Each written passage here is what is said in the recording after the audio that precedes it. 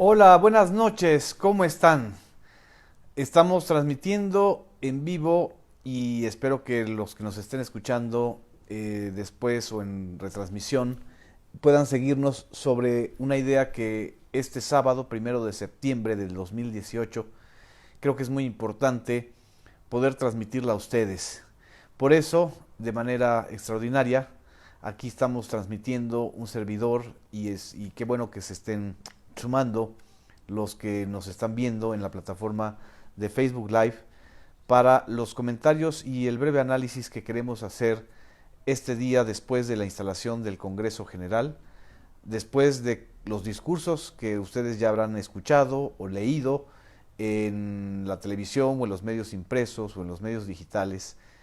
Es el primer congreso de mayoría de izquierda, de una clara mayoría del partido de Morena, que además es un partido nuevo, en términos estrictos es un partido que solamente tiene 4 años, 3 años de hecho, desde el 2015 a la fecha, que es cuando tiene vida parlamentaria. En fin, buenas noches, muchas gracias a Susana González, a Lilia Rosas, a Ignacio Rinza, que nos está viendo desde Los Ángeles, a Cres Chávez, a Berta Garza Flores. Qué bueno que nos interrumpo tantito en este sábado, es un día de descanso, en lo particular pues no he descansado mucho, hoy me tocó un día muy intenso desde dar clases y cubrir este asunto de la instalación del Congreso General. Y bueno, ¿por qué es el título de esta transmisión? Eh, ¿Por qué hablar del 68 mexicano y del 2018? Solamente porque son 50 años de diferencia. No son muchas cosas los que vuelven simbólico este día que cayó pues en sábado, pero es el día tradicional de la apertura del Congreso, que es el poder legislativo de la República Mexicana, que es donde está concentrada la representación del país y que supuestamente es el que debe hacer la fiscalización y el análisis de el informe de gobierno que presentan los titulares del Ejecutivo Federal. Buenas noches, aquí estoy viendo sus saludos de Pablo Vázquez desde Coacalco, desde el Estado de México, desde Chihuahua, Rubén Martínez, María Teresa Covarrubias, desde Playas del Rosarito. Vamos a vernos en Tijuana el 3 de septiembre, es decir, el lunes 3 de septiembre. A Fernando Flores Cantor, muchas gracias. A José Guillermo Salazar, a Lisbeth Ramírez Espinosa, gracias por acompañarme también en este sábado. ¿Qué fue lo que sucedió hace 50 años? Voy a poner un audio, un fragmento muy breve de Gustavo Díaz Ordaz. En la historia tradicional, para los jóvenes que nos están viendo, hubo una época en que los 1 de septiembre eran días de descanso obligatorio, y no porque fuera el día del Congreso, sino porque era el día del presidente de la República. Era cuando el presidente de la República daba su mensaje a la nación y todos se postraban prácticamente ante él. Habían informes presidenciales que duraron hasta 6 horas, como los de López Portillo. Pero este, de Gustavo Díaz Ordaz, el 1 de septiembre de 1968, un mes antes de la matanza de Tlatelolco, del 2 de octubre, es muy sintomático porque es la expresión represora y la expresión más autoritaria de aquel viejo régimen que hoy finalmente muere. Vamos a escuchar.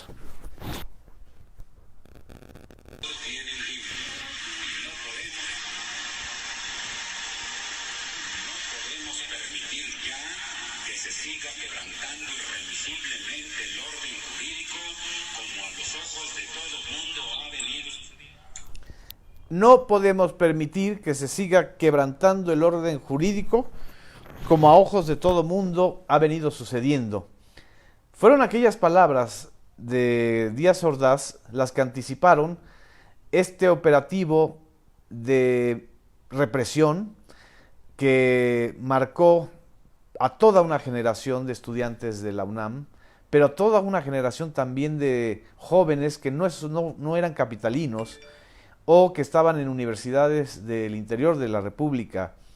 No solamente en la Ciudad de México hubo movilizaciones estudiantiles en el 68, también las hubo en Guadalajara, las hubo en Puebla, las hubo en el norte del país, las hubo en Yucatán.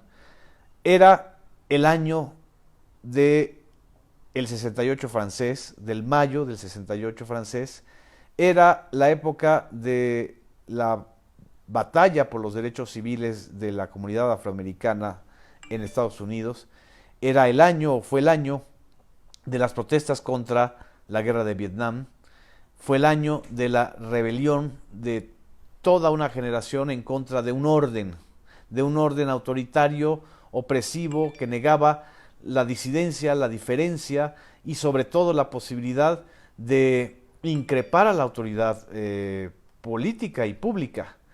El movimiento del 68, la represión fue anunciada justamente un 1 de septiembre en el Congreso mexicano, que en esa época pues estaba en el edificio de Donceles de la Ciudad de México. Y hoy, a 50 años después, ¿qué tenemos? Pues tenemos nada más y nada menos que la instalación de un nuevo Congreso General con una mayoría muy clara de Morena, tanto en la Cámara de Diputados como en el Senado de la República. No es el inicio del gobierno de Andrés Manuel López Obrador de manera formal, esto va a suceder hasta el 1 de diciembre. En realidad es el último acto de informe presidencial de Enrique Peña Nieto.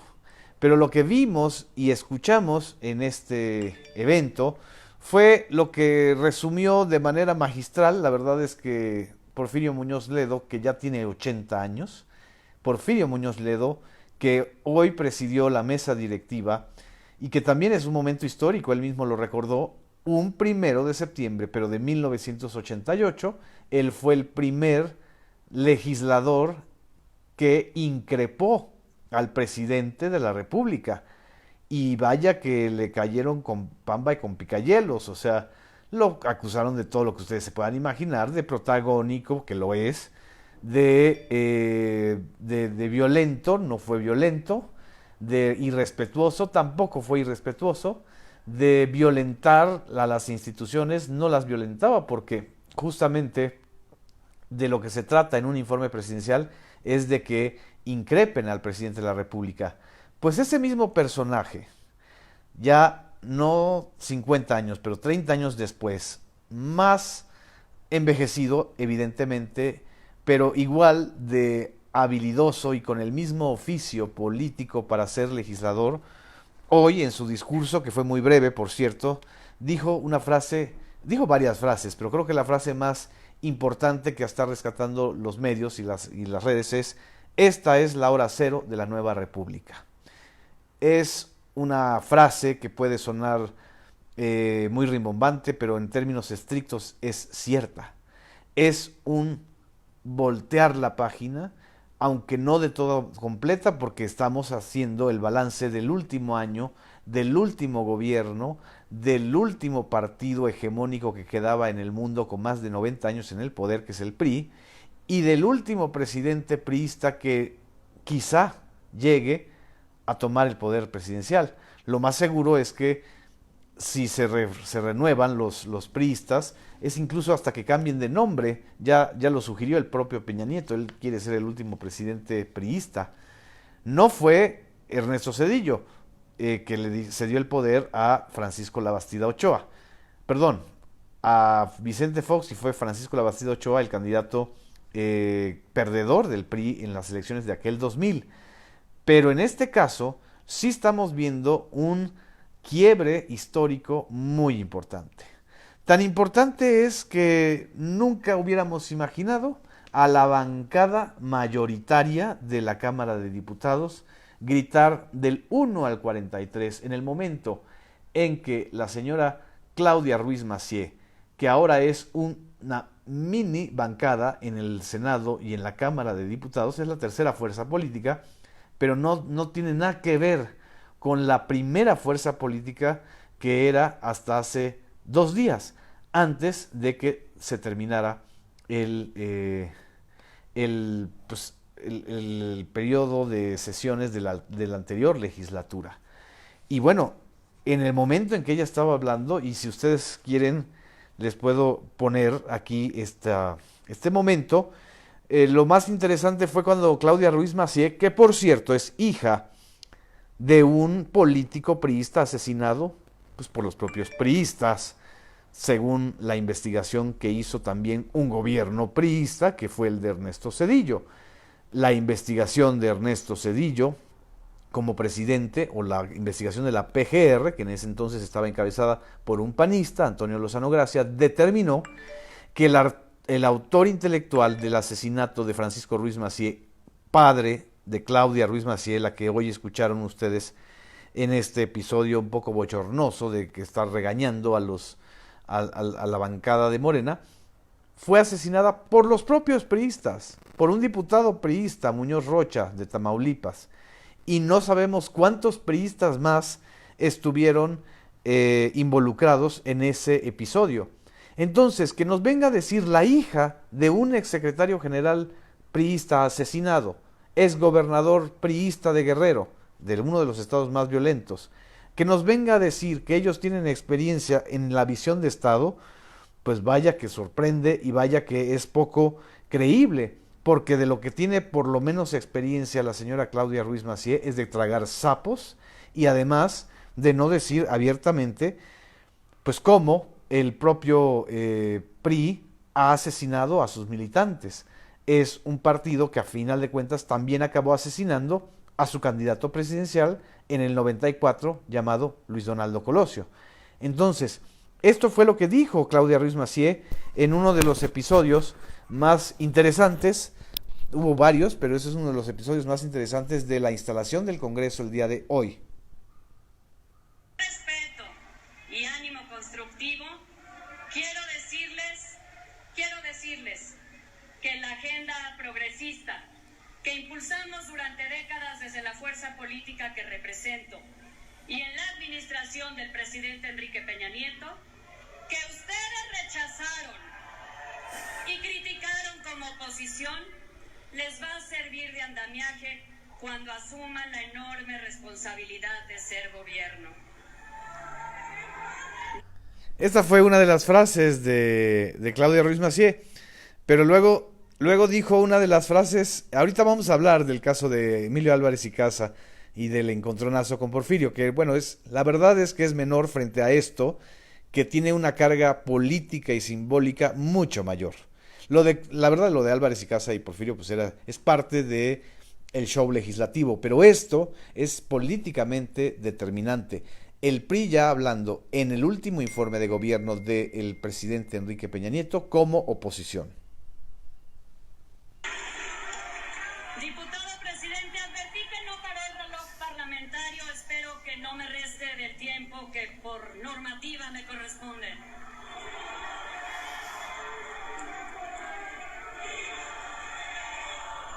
Nosotros vamos a honrar la confianza que quienes votaron por nosotros nos otorgaron. Vamos a representarlos con orgullo, dignidad, con congruencia. No somos mercenarios de la política, dijo Claudia Ruiz Massieu, que va a representar con orgullo y dignidad a la política. Y también dijo, entre otras cosas, que serán una oposición valiente, crítica, constructiva, jamás testimonial ni complaciente. Es curioso el efecto teatral de esto, porque ella estaba hablando desde la minoría en el último acto del gobierno de Enrique Peña Nieto, que es la entrega del sexto informe de gobierno. Y por eso hay y hubo una virulencia y una serie de señalamientos, de gritos, de fuera, de traidor, de a Peña, de mentirosa a ella, porque además era la bancada mayoritaria. Lo que les quiero expresar es cómo hace 30 años, cuando Porfirio Muñoz Ledo se levanta ya como parte de la corriente democrática e increpa a Miguel de la Madrid por el fraude electoral del 88, era un solo diputado, era un solo legislador, enfrentándose a la maquinaria aquella del sistema que decía que el 1 de septiembre era el día del presidente.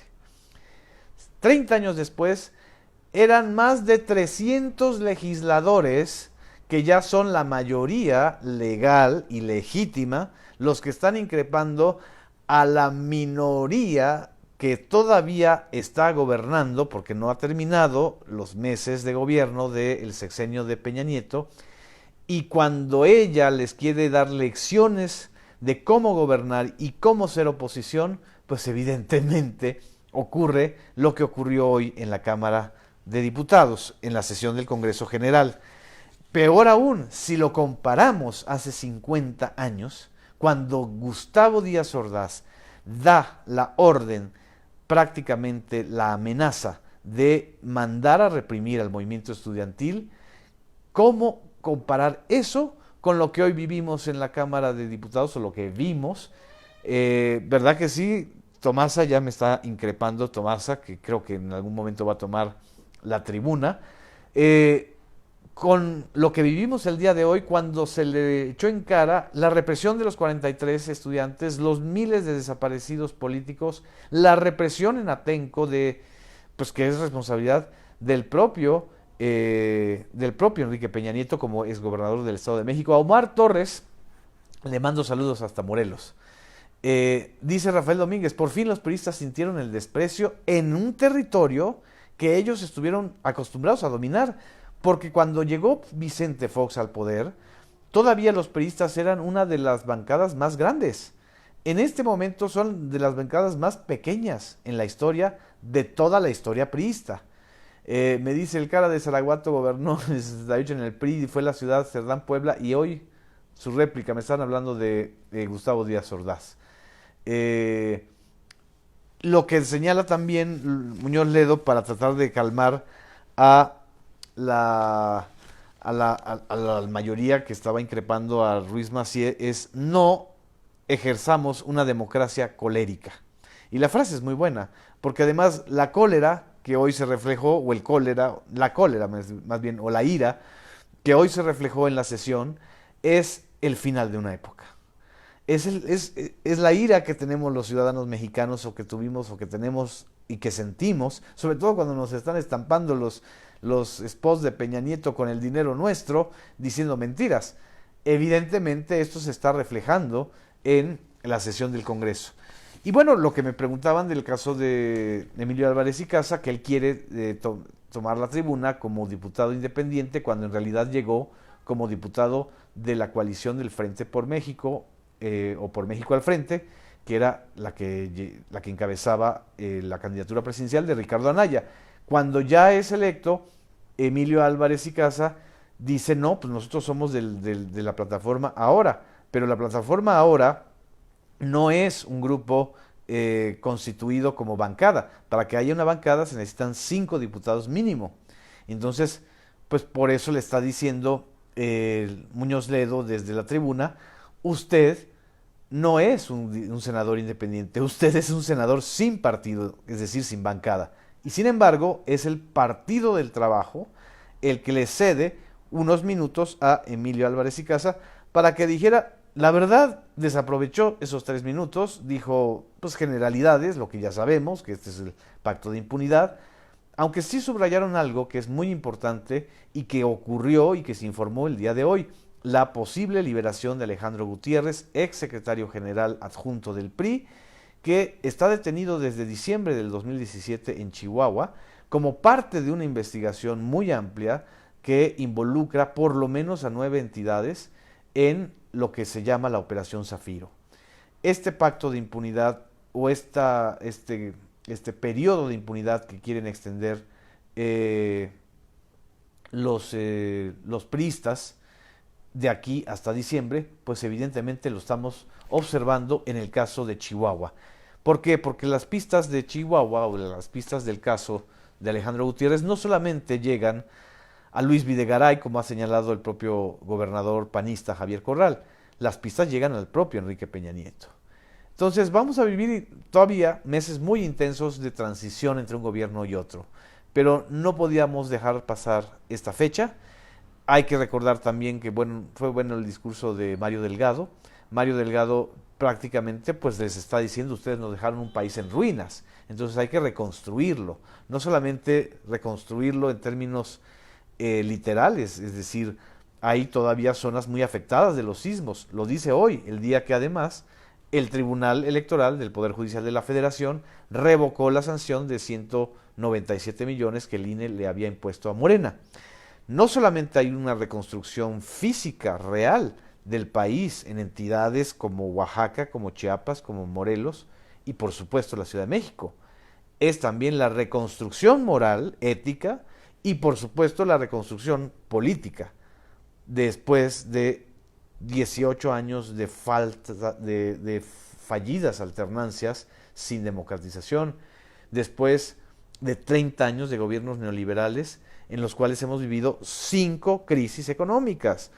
Hay por lo menos 2 generaciones que han vivido en las crisis económicas y también la reconstrucción histórica, que esa es todavía más importante y que además no les corresponde a ellos, nos corresponde a nosotros como ciudadanos.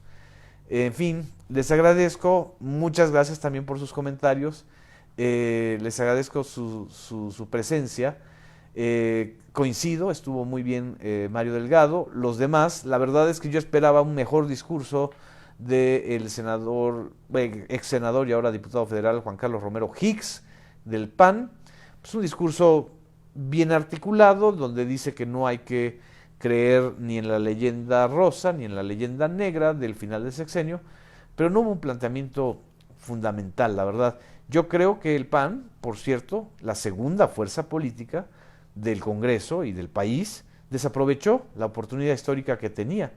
Y bueno, pues ya los perredistas o el diputado que habló del PRD, pues lanzó sus 13 propuestas, igual que las de López Obrador, pero ya son una bancada muy pequeñita. Y ya el Partido Verde, que siempre está de tapete con quien tenga el poder, pues se puso de tapete con Peña, que todavía no sale del poder, y también se puso de tapete con López Obrador, que todavía va a tomar el poder. Entonces, el Partido Verde es el partido del tapete verde, no del tucán. O sea, ellos se ponen de tapete porque ese es su negocio. En fin, muchas gracias. Nos vemos la próxima semana. Les agradezco mucho que compartan este análisis, este video. Es sábado, 1 de septiembre, pero creo que vale la pena hacer este cierre histórico. Desde el 1 de septiembre del 68 hasta el 1 de septiembre del 2018, afortunados los que están viviendo este cierre de ciclo, afortunados los que estamos viviendo, en mi caso, el cierre de un ciclo que va del 88 al 2018. Y afortunados los jóvenes que ahora sí van a tener en sus manos la posibilidad de reconstruir y construir otro sistema político. Muchas gracias, buenas noches, nos vemos.